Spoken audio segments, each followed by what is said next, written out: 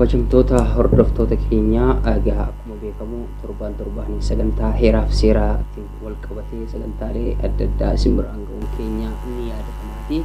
Har'a immoo akkuma beekamu haala yerootiin akkasumas immoo guyyoota muraasa duraatiin wal qabatee haalli Itoophiyaa keessatti akkasumas immoo biyya keenya keessatti ta'aa jiruutiin wal qabatee hayyootaa fi ogeessota miidiyaa hawaasaa akkasumas immoo xiinxaltoota wajjiniitiin marii taasisuuf deemna. Kanaan wal qabsiisnes immoo jijjiirama biyya keenya keessatti keessaa'u baatiiwwan kurnan darban keessatti maal fakkaata gara fuulduraatti maaltu eegama kan jiruutiin haala qabatamaa akka naannoo kanaattis jiruutiin wal qabsiisnee marii gochuuf deemnaati. Hanga xumura sagantaa keenyaa immoo nu wajjin turaanis affeerraa keenya kallattumaan gara ogeessotaa fi keessummoota marii irratti argaman isin dabarsaa fi keessummoonni keenya sagantaa keenya kabajanii waamicha keenyas eeganii asitti argamu keessanii fi maqaa daawwattootaa fi hordoftoota sagantaa heeraaf seeraatiin ulfaadhaa isiniin jedha. Jalqabaa osoo gara sagantaa keenyaatti darbin dura hordoftoota keenyaatiin akkasiin wal bartanii isin gaafadha. Hayyee an maqaan kiyya Milkeessaa Ahmad naan jedhamu barataa waggaa lammaffaa bulchiinsaati digirii lammaffaa jechuudha. Akkasumas gara Bahargee kanatti Oromiyaa kanatti aktiivistiidha. Anilleen maqaan kiyya Bahargee naan jedhamu akkasuma anilleen bulchiinsa uummataatiin barataa waggaa lammaffaati.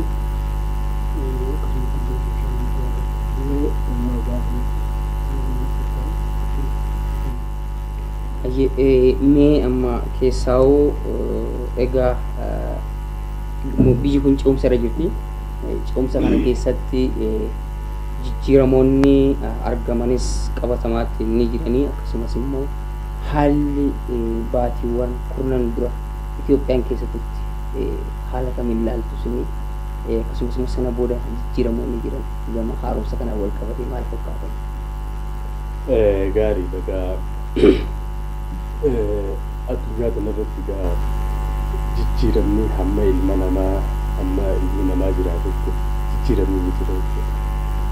Biyya keenyatti ji'a 8 dura haalli turee fi haalli amma jiru garaagarummaa guddaa qaba. Akkuma namuu beekutti yeroo sunitti tarii maqaadhaaf sirni dimokiraasii jedhame ammoo sirna uummattoota salaasuu uummata Itoophiyaa balaa keessa buusee gama diinagdee gama hawaasummaatiin sirna uummanni itti lamaa tureetu jira jechuudha. Gama siyaasaatiin yoo ilaallu taate uummanni mirga isaa hiyyummaa isaa kabachiisuudhaa fi sirna kanarraa fayyadamaa ta'uudhaaf haalli hojjetaa hin turre jechuudha. Seera mootummaa irratti waan gaariitu jira, wanti lafarra jiru waan biraati. Gama diinagdeenis yoo ilaalle diinagdeen biyya tanaa murnoota muraasa dhuunfatame haalli itti uummanni bal'aan Itoophiyaadhaa uummanni Oromootis ta'e miidhamaa turaniitu ture. Kanuma wajjin wal qabatee bifa adda ta'een qabsoon uummataa fi qeerroodhaan gaggeeffamaa tureen jijjiiramni keessaa dhufee jira. Jijjiiramni bifa lamaan dhufa. External change and internal change jedhama. External change jedhamu kun jijjiirama alarraa dhiibbaa alaatiin dhufe. Jijjiiramni dhiibbaa alaatiin waggaa dhufe external change jijjiirama alarraa dhufe jennee fudhachuu dandeenya. Lammaffaa internal change jedhamu kana. Internal change jechuun jijjiirama keessaa dhiibbaa keessaatiin dhufe jechuudha. Qeerroo fi uummanni akkuma beeknutti waggaa 4 darban keessatti sochii babal'oo godhanii turan. Keessattuu qabsoon godhamaa turte kun qabsoo hooggaraa, qabsoo jeequmsaa osoo hin ta'in non-violence resistance jedhamu. Qabsoo nagaa jiddu gala godhattee qabsoo karaa nagaatiin jeequmsa alaatiin gaggeeffamaa turen jijjiiramni dhufee jira jechuudha. Kanaafuu jijjiiramni dhufe kun gama tokkoon dhiibbaa hooggantoonni ODP keessa fidanii hooggantoota ODP kana ammaas akka dhiibbaa taasisan qeerroo fi humni jijjiiramaa uummatarraa jaarmii maana irratti waaleetti dhiibbaa taasisanii mirga isaaniitiin falmatanii jijjiirama addaawaa keessatti akka fidan kan taasisan ni turte jechuudha. Kanaafuu akkuma walii galattuu irfiin harkoota gabrummaa sirnarraa sirna dabaraa turte ammoo uummata harka deebi'ee jechuudha. Dur irfuma walitti dabarsaa turan. Irfii jechuun qotiyyoo waggaa qotan irfii qabatan kaan itti dabarsa kaan itti dabarsa waanjoo gabrummaa jechuudha. Haa ta'u malee amma ji'a 8 fi 9 dabran kana keessatti jijjiiramni dhufee jira. Jijjiiramni akka ka'umsaatti ilaalamu dhufee jira. Jijjiiramni kun akka biyyattis akka Oromiyaattis akka naannoo hundanii kanattis yoo ilaalle jijjiiramoota dansaatu dhufaa jira. Fakkeenyaaf akka biyyatti yoo ilaallu taate akka biyyatti jijjiiramni dhufaa jiru saffisa isaa eeggatee beekumsa irratti hundaa'ee uummatallee wayii taatee fayyadamaa taasisaa jiru ammoo deemee jijjiirama ka'umsa irratti argamu jennee kaa'uu ni dandeenya. Oromiyaattis haaluma wal fakkaatutu jira. Hundanettis facaasaa garjalaa kana waggaa ilaalle ammoo hanqinoota hedduudha qaba. Keessumattuu beekumsaan hoogganamuu dhabuu waan jamaatu jira. Namni akkuma jijjiirama jedha. Gatiin isaaniis jijjiirama jedha. Ammoo jijjiiramni kun mataa isaatti saayinsiin hoogganama, beekumsaan hoogganama. Jijjiiramni maaliif barbaachise? Akkamitti dhufa? Akkamitti deemuu qaba? Hajaamu akka sadarkaa federaalaatti saffisaan hojjetamaa jirutti naannoo hundanii kanaa fi Oromiyaa keessattis haga tokko saffisa barbaadamuun deemamaa jiru.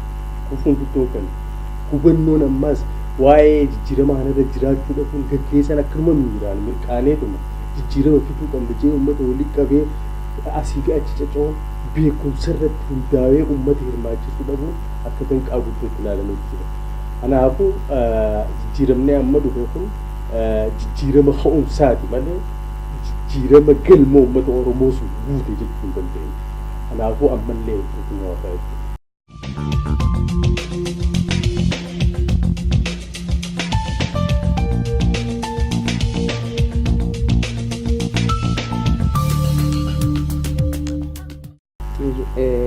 Asiin deebi'a bahar gara keetti mee amma akkuma keessaan kaasee qabxiilee baay'ee kaasee jira. Keessaa bu'uuri jijjiirama kanaa fiinxarraa eegaltee jirti.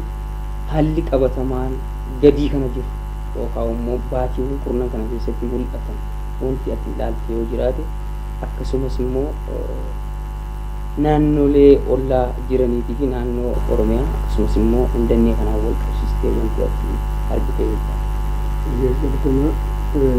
Akkuma jedhamu jijjiiramni biyyattii kana keessatti ture baatiiwwan muraasa lakkoofsisee jira. Jijjiiramni qabsoo uummataa kan dhufe kun bu'aalees galmeessee jira. Bu'aalee galmeessullee bu'uuleen takka takkaas keessattuu yeroo bu'aalee inni galmeessu ilaalle bu'aalee gurguddaa akka biyyaalessaattis akka addunyaatti qabxiiwwan gurguddaa akka bu'aatti jijjiirama kana keessa galmaa'ee jira. Fakkeenyaaf yeroo ammaan tanaa kan haalli qabatamaan biyyattiin keessatti argamu karaa hidhamtoota siyaasaa ammaan dura ture akkuma jiru jijjiirama kana yeroo jijjiirama kan gadhiifamanii jiranii kun bu'aa isa guddaadha. Inni lammaffaadha. Namoonni turan dhaabbileen duraan maqaa shororkeessummaatiin himatamanii biyya alaatti dhiibamanii turan miidiyaas ta'ee jechuudha. Karaa nagaatiin qabsaa'uu akka danda'an haalli mijaa'ee gara biyya isaaniitti galanii qabsaa jiran. Kun bu'aa jijjiirama kana keessatti jijjiirama kana galmaa keessatti guddaadha. Akkasumatti illee sadarkaa dippiloomaasiitiin yoo ilaallu bu'aalee gurguddaadhaatu biyya kana keessatti galmaa jira.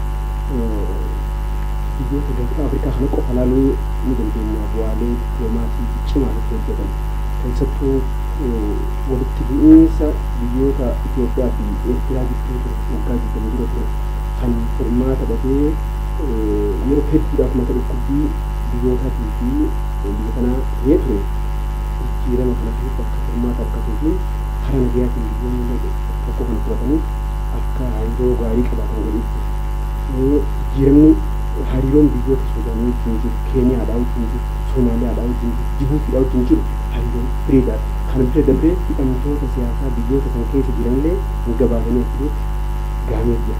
Kun bu'aalee jijjiiramaan keessa galmaa sadarkaa dhiibbaalee mirga gaazexummaatiin wal qabate ammaan dura biyyattiin Itoophiyaadhaa kun sadarkaa addunyaatti komatamaa turte wantoota kana.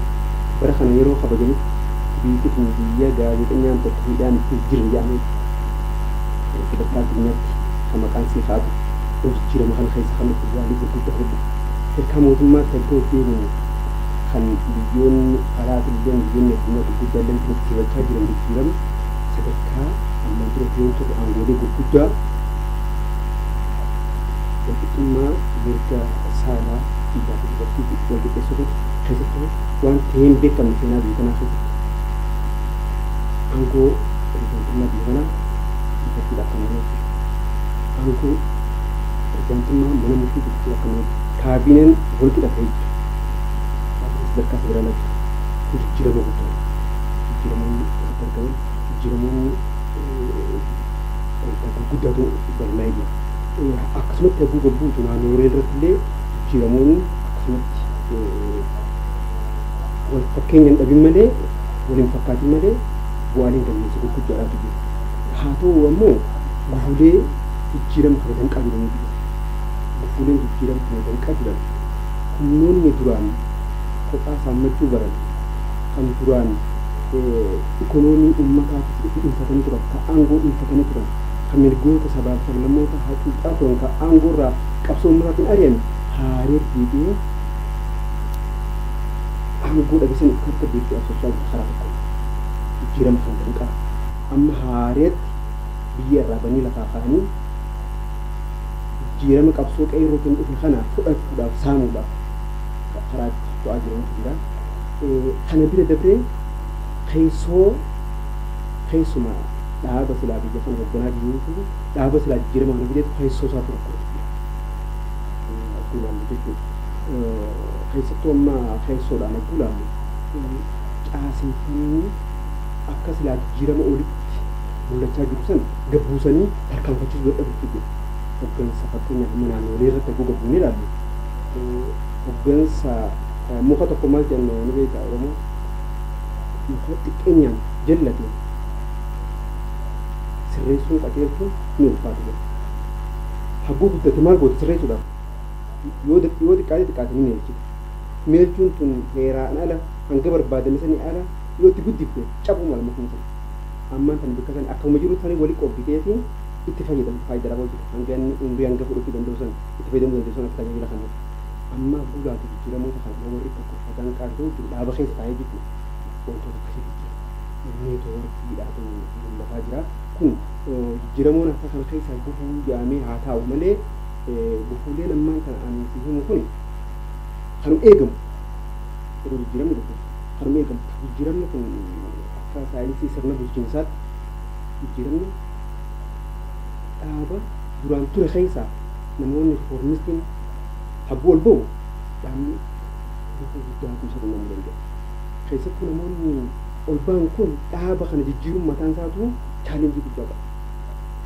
Dhaabni haaree dhufee jijjiirama fiduu turre qal'aadha irra salphaadha. Dhaaba dulloomaa keessaa namni haaree ni ba'ee dhaaba san jijjiiruun gufuu guddaa qaba.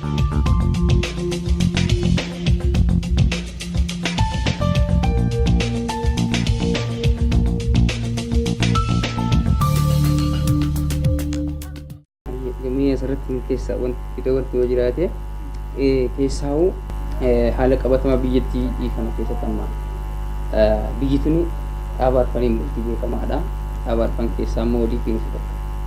Amma muummeen ministeeraa Dr. Abiy Ahmed ODP keessaa bahaniiti dhaaba arfaniif dura taa'aa ta'aniiti biyya kana hoogganaa jiran. Sadarkaa isaan addunyaa irratti filatamanii haaromsa akkanaa addunyaa irratti deemsifamee hin beeku jedhamutti immoo wantoonni hudhaalee ta'an gadi kanatti immoo ni mul'atan jechuudha. Haala qabatamaan immoo mul'ataa jiru jira. Dhaabummaan mataan isaa'uu nama ta'a. Sirna moofaarraa gara haaraatti yeroo dhufu sana nama abdeette nama ilaalcha gaarii yookaan immoo jijjiirama kana deeggaruu nama danda'uuti biyya kana gara fuulduraatti ceesisuu nama danda'u fiduu irratti ija kam ilaalcha. Gaarii damee garas osoo hin dabarre dura waan amma reefu jedhame irratti keessumattuu jijjiirama kana qaamotiin adda addaa maaliif beekan? Ajaa'iba sirriitti adda booda qaba. Maaliif hoomsisaa yoo hin beekamne maaliif donkuu barbaadanii ajaa'iba yoo hin beekamne falli jara donkuu kana xiqqeessuudhaaf godhamu milkaa'uu hin danda'u. Maaliif akkuma amma dura deebinee ibsaa turretti gama tokkoon humna jijjiirama barbaaduutu jira. Gama kaaniin humna jijjiirama kana donkuu barbaaduutu jira.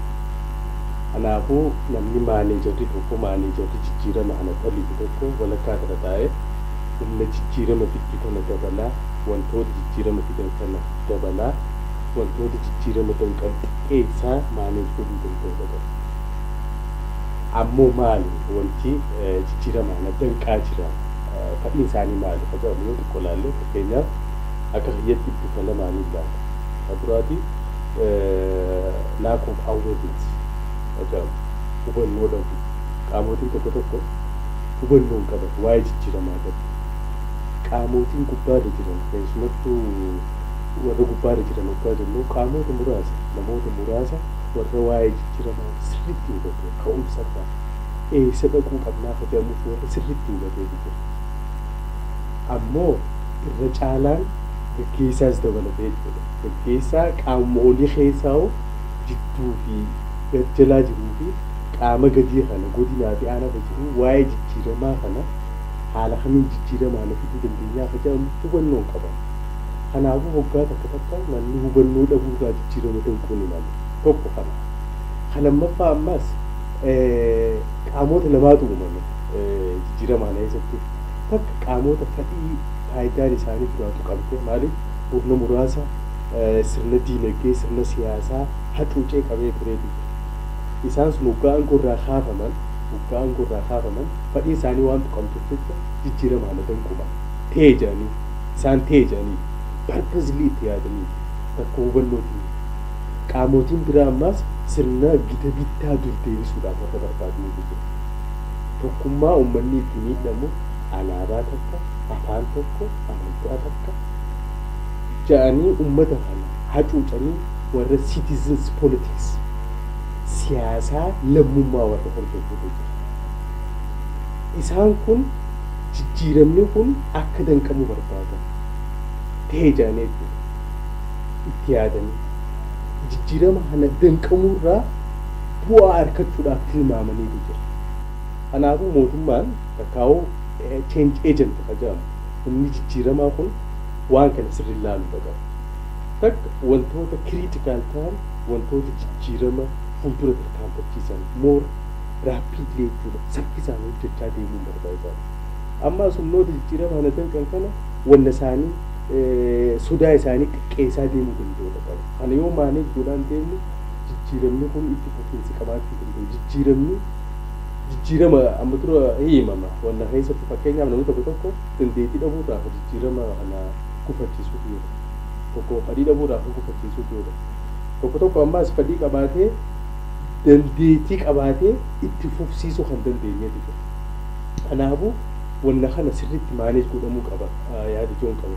Kanaa wajjin wal qabatee amma humna jijjiirama danqitu keessaa gaafee ati kaaftee wajjin wal qabatee keessumattuu hooggantootiin gurguddoon amma Dr. Abiyyi fi Dr. Lammaa muummee ministeeraatii fi pirezidaantii naannoo Oromiyaa namoota akka isaanii achitti jechuudha achumatti hooggansa olaanaa keessatti horachuu danda'u. Hooggansa olaanaa keessatti nama isaan fakkaatu horachuu dandeenyu. Dhukkubni garjalaa qofaan achirraa ka'a. Humni kee achi jirtu humna jijjiirama kana takka waa'ee jijjiirama kanaa karamitti akka deemu warra hubannoo hin qabneetu jira. Lammaffaa teejee purposely humnoota harree hojii kanaa wajjin adda uumanii jijjiirama nu gufachiisuudhaaf warra barbaachisaniitu jira. Kanaafuu roga kanaan hojiin gaariin dansaan dalagamaa jira. Change agent warri jedhamu kun humna jijjiiramaa baay'inaan horachuudhaan gama gaggeessaa fiduudhaan jijjiirama kana beekumsaan deeggaranii jijjiiramni kun humna jijjiirama danqitu duraa saffisaan akka booguduu irratti hanqinaatu jira. Bahaan jiru amma. Kanaafuu sochiin jijjiiramaa humna jijjiirama danqitu taargeetii isaaniitti ala bahan jira. Maaliif bahan jirre humna jijjiiramaa kana sadarkaa naannoottis ta'e sadarkaa godinatti sadarkaa aanatti qabsiisaa jiran. Yoo laallee amma qabatamaan namuma as godina Harargee baatti waa balleessee rakkoo nageenyaa uumee deemee godina biraatti qaama nageenyaa godhan. Nama asii bulchaa asii aaree fuudhanii bakka biratti muuduu takkaatu jira. Kanaafuu na fakkaata yeroo ce'umsa keessa jirru amma mootummaan akkamiin ilaalaa jira nama amanu kaayaa jira. Kun ammoo ta'u kun jijjiirama gufachiisa. Nama amanu nama dur ama 27 dura wajjin qabsaawaa ture warra amanu jee akka isaaniitti fudhachaa jiran isaan kan aangoo irra kaayaa jiran. Maaliif kun godhamaa waggaa jaame nakki mootummaa yeroo sanatti nama amanu aangoo irra kaaya. Kun jijjiirama fiduu hin danda'u. Nama amanu qofaa miti. Nama beekumsa jijjiiramaa qabu ta'uu qaba. Beekumsa jijjiiramaa qofaa miti. Nama fedhii jijjiiramaa qabu ta'uu qaba. Sun qofaa miti. Nama jijjiiramaan itti fufsiisuudhaaf ka'umsaa fi hamilee qabu ta'uu qaba. Yoo kanan taane jijjiiramni achirratti hawwamu sun danqamuudhaaf carraa inni qabu bal'aadha. Aana irratti wanti dubbatamu waan biraati. Sirnabnummaan babal'atee jira. Jijjiiramni jiru. Furkaan jijjiiramaan jiru. Godinarra neetwoorkii hidhata adda addaa korraapshinii wal caasu gamana wal harkisu malee furkaan jijjiiramaan jiru.